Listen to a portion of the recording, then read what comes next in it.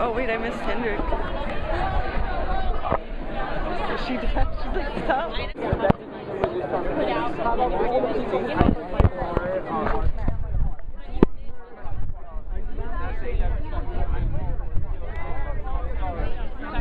What I think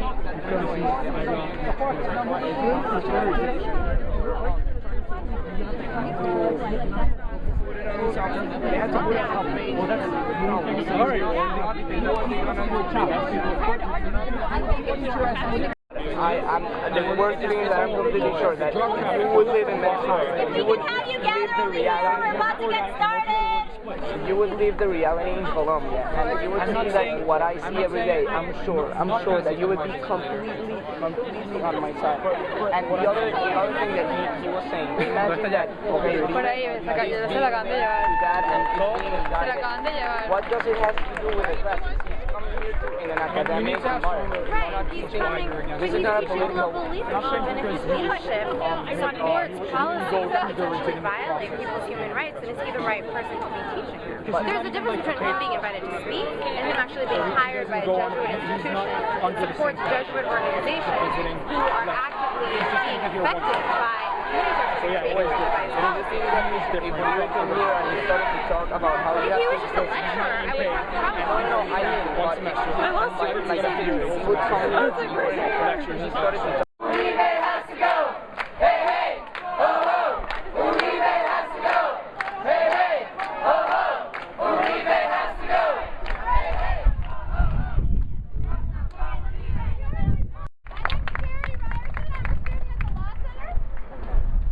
And I'm Monica Gonzalez. I'm a second-year MSFS student at Georgetown. We have a really fantastic lineup of speakers for you today to talk about some of Uribe's crimes, to talk about why this is so important to us as a community.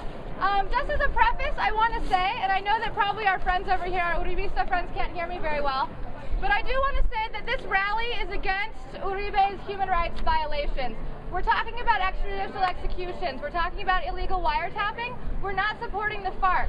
And so the idea that it is FARC versus Uribe, I want to say right now that has nothing to do with what we're doing here. We're here to oppose Uribe because he has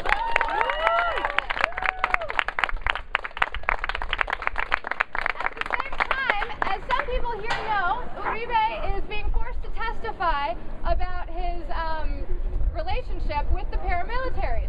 He's being served with process downstairs. It's still in process, but he's trapped inside of a small classroom. By the time he leaves there today, he'll be forced to testify in the offices of Conrad and Scheer about his relationship to the paramilitaries. If he does not come on that date and leaves, when he comes back to the United States to teach classes in January, he'll be arrested upon re-entry because he'll be held in detention.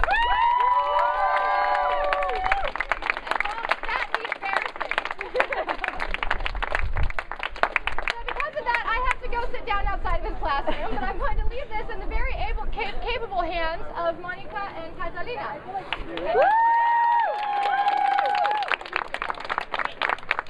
Hi everybody, I'm Catalina Nieto. I'm here on behalf of Witness for Peace. I am also a Colombian that is really concerned about having someone like Uribe teach students supposedly global leadership.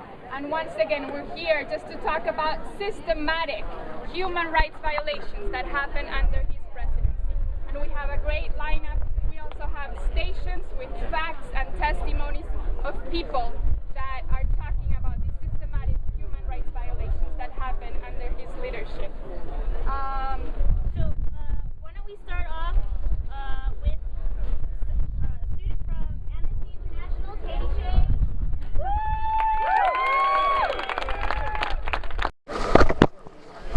So Amnesty International has made several recommendations to the Colombian government under Uribe, elaborating on Organization of American States, but none of them were taken.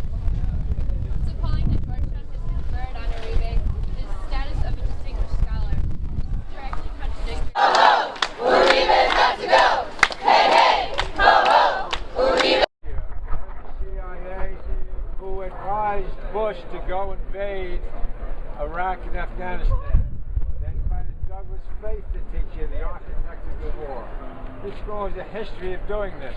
It also has a history, you remember the hunger strike here, the Campaign for Human Rights. They had to go on a hunger strike for 9 days to get the workers just a modest wage while they were building a $15 million house for the crew team instead of paying the workers a higher wage. So this score is a history of its own violations of human rights. When the workers aren't, people are cleaning the bathrooms and cook your food and shovel the snow, aren't making a fair wage. The Jesuits ought to be ashamed of themselves. That's right.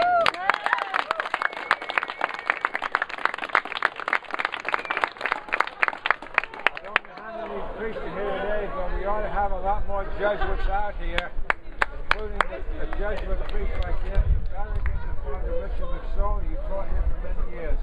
I support your protest, and if you come to my Georgetown law class, there's a good chance you're going to make an A+.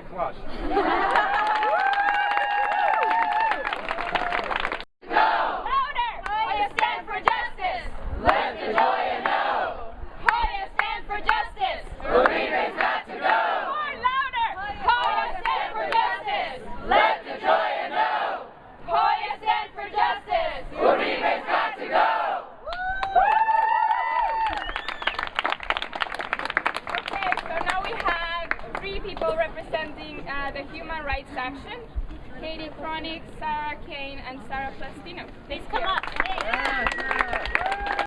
Uribe! Fuera! Uribe! Fuera! Uribe! Fuera! Uribe! Fuera! Uribe! Fuera! Uribe! Fuera! Uribe! Fuera! Uribe! Fuera! Uribe! Fuera! Uribe! Fuera! Uribe! Fuera! Uribe! Fuera!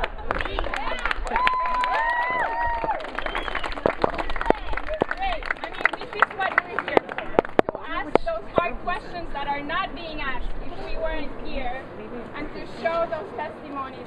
I just want to remind everybody that we've put together 4 stations with facts and with testimonies from people, from Colombian people that have been affected by the presidency of Uribe. And also to remind you that tonight, Holman Morris, a journalist from Colombia, is going to be speaking. St. Mary's Hall.